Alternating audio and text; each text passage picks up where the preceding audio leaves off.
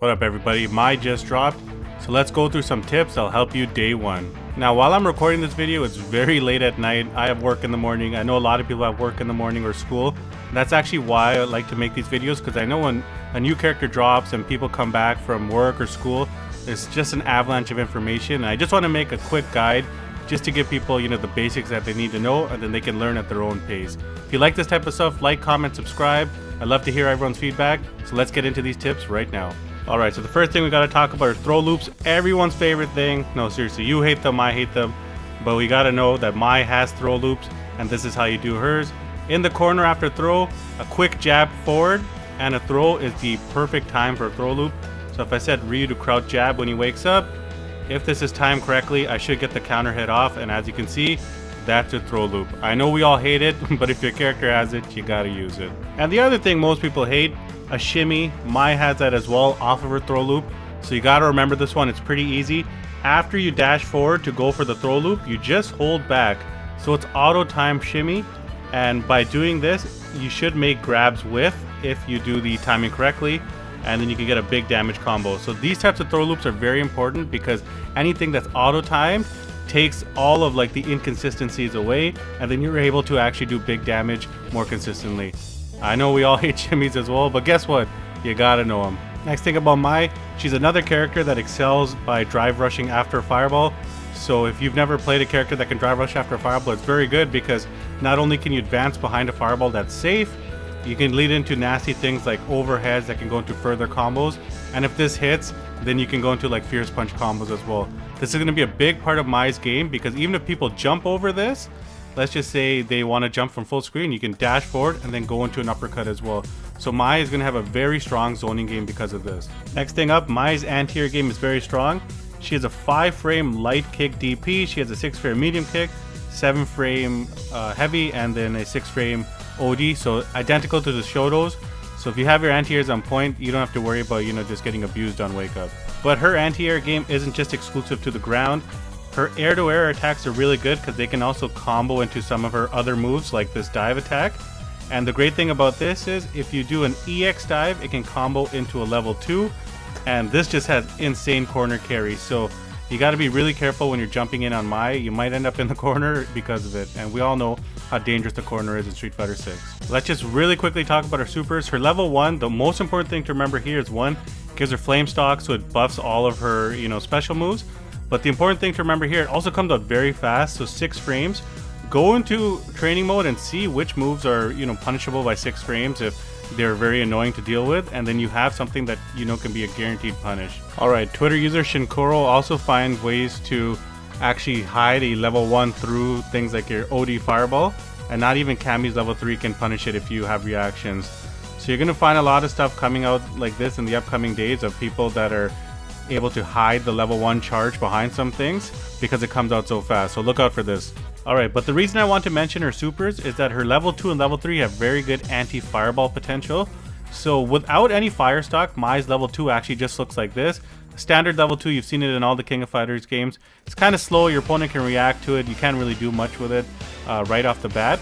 But if she has any fire stock available, so as you see, my fire stock is under my health bar, now her level 2 becomes a speeding bullet. And the reason this is important is it's very good against characters with strong fireballs, as you can see here. Now the important thing is, you gotta make sure you have the fire stock available, otherwise you can't get that speed and distance.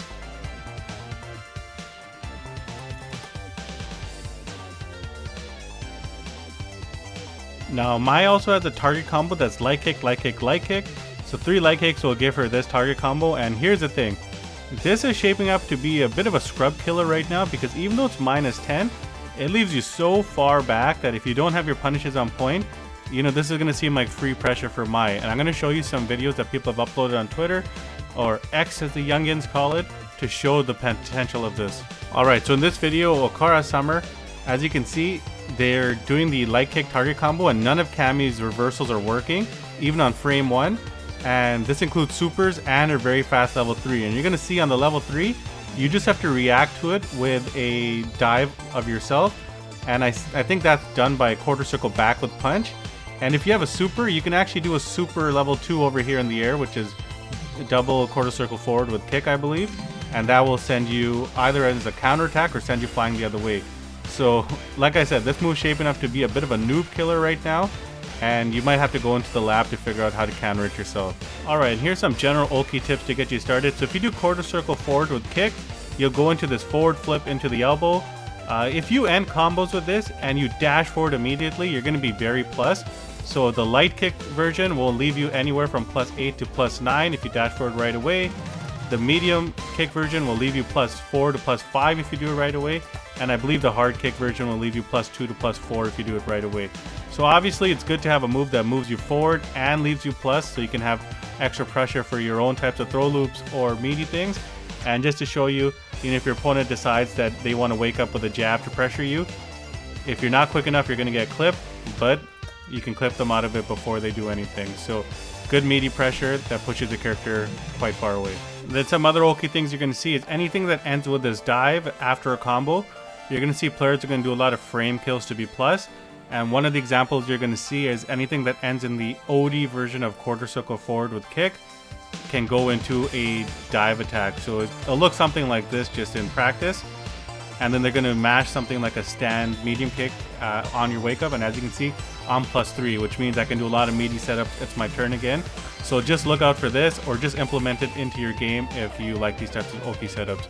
The more ulti setups you have in the corner, the better, because as we said earlier, her shimmy game is actually quite strong. Alright, the last part of the video are just things I found on Twitter. I'm going to give all the credit to the people that found it, and you should definitely follow them because they're going to be finding out tons of things. And if you want to go on a deep dive, you're going to know exactly who to look out for. So Xian found that if you perfect parry Mai's fan, you can actually get some big damage combos off on a punish counter. So you can't just throw out her fireballs like it's Gao's fireball.